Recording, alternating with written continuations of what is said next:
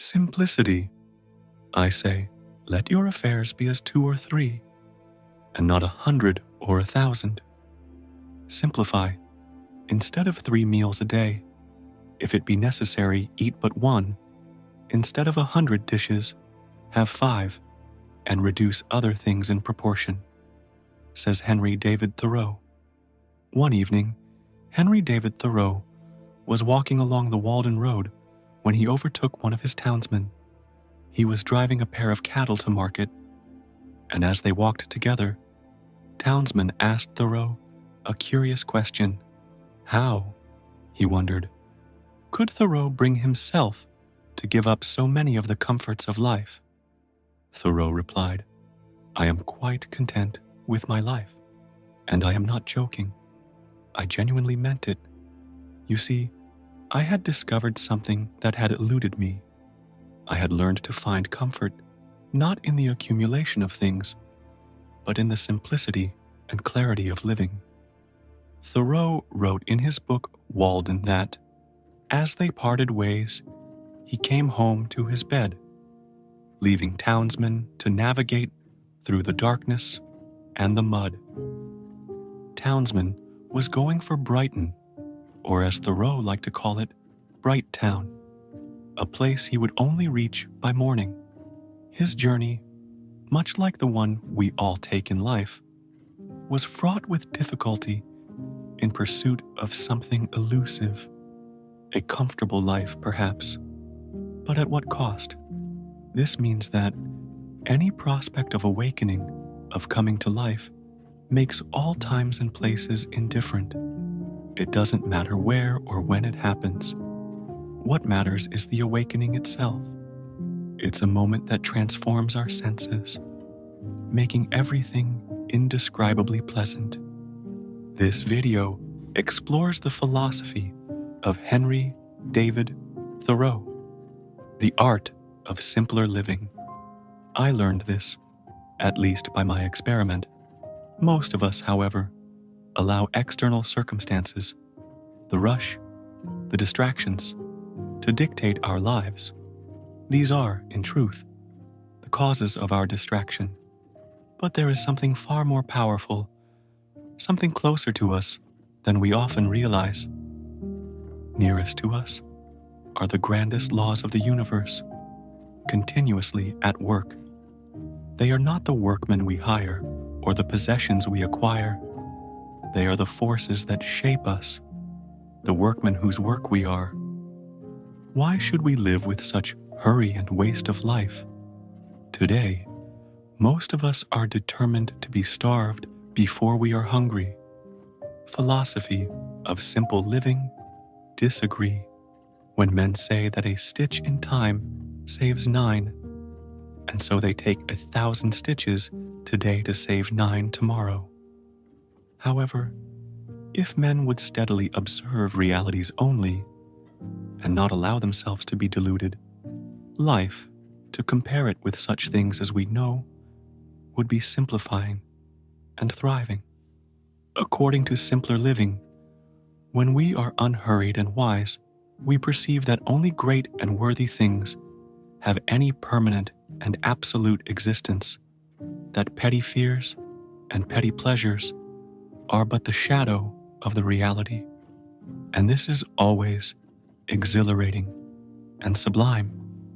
As Confucius wisely said, virtue does not remain as an abandoned orphan. It must of necessity have neighbors. This means that living a life of virtue, a life of simplicity, naturally attracts goodness and support. It's a life that aligns with the subtle yet profound powers of heaven and earth. Have you ever felt more at peace alone than in the company of others? There's something profoundly wholesome about solitude, something that society often overlooks in the hustle of daily life. Regarding this, Henry David Thoreau says, I find it wholesome to be alone the greater part of the time. To be in company, even with the best, is soon wearisome and dissipating. I love to be alone. I never found the companion that was so companionable as solitude. Being alone most of the time is not about loneliness. It's about finding comfort in your own presence. Even the best of companions can sometimes be wearisome, leaving us feeling drained. But solitude is different. It's like a trusted friend who never disappoints. We often feel more lonely in a crowd than when we're by ourselves. Why? Because true companionship isn't about proximity, it's about connection. And sometimes, the deepest connection we can make is with our own thoughts, our own soul. For example, a diligent student in the crowded halls of Cambridge can be just as solitary as a hermit in the desert. Therefore, solitude isn't measured by distance from others, but by the space we create in our minds to think, to work, to be. Take, for instance, a farmer who works alone in the fields all day. The solitude doesn't bother him because he's engaged, focused. But when night falls, he craves the presence of others to escape his thoughts, to unwind from his day's labor. He wonders how a student can sit alone, studying for hours, without feeling bored or lonely. Yet, the student is hard at work too, just in a different field, chopping at ideas instead of wood. Society often feels too cheap, too frequent. We meet each other so often that our interactions can lose their value. We've even had to create rules of etiquette to make these meetings tolerable, to prevent our constant contact from turning into conflict.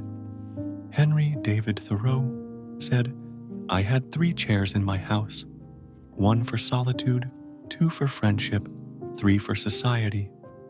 This simple arrangement speaks volumes about the balance we all seek. Time alone, time with a close friend, and time in the company of others. A single gentle rain makes the grass many shades greener. So, our prospects brighten on the influx of better thoughts. We should feel blessed if we lived in the present always and took advantage of every accident that befell us, like the grass which confesses the influence of the slightest dew that falls on it, and did not spend our time in atoning for the neglect of past opportunities, which we call doing our duty. The problem with most of us, we loiter in winter while it is already spring. We must remind ourselves, in a pleasant spring morning, all men's sins are forgiven. However mean your life is, meet it and live it. Do not shun it and call it hard names. It is not so bad as you are. It looks poorest when you are richest. The fault finder will find faults even in paradise. Love your life, poor as it is.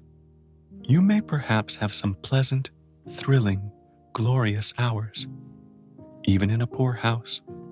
Henry David Thoreau wrote in his book, Into the Woods, that if one advances confidently in the direction of his dreams and endeavors to live the life which he has imagined, he will meet with a success unexpected in common hours. He will put some things behind, will pass an invisible boundary.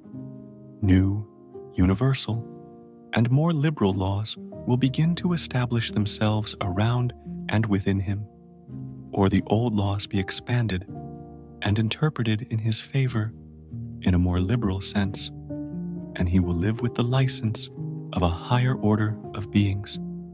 In proportion as he simplifies his life, the laws of the universe will appear less complex, and solitude will not be solitude, nor poverty poverty, nor weakness weakness. That's all for today's video. If you enjoyed this video, please don't forget to give it a thumbs up and subscribe to our channel for more empowering content. And if our content has inspired you, consider supporting our channel by becoming a member or giving super. Your contributions enable us to keep delivering valuable and uplifting content. Thanks for watching.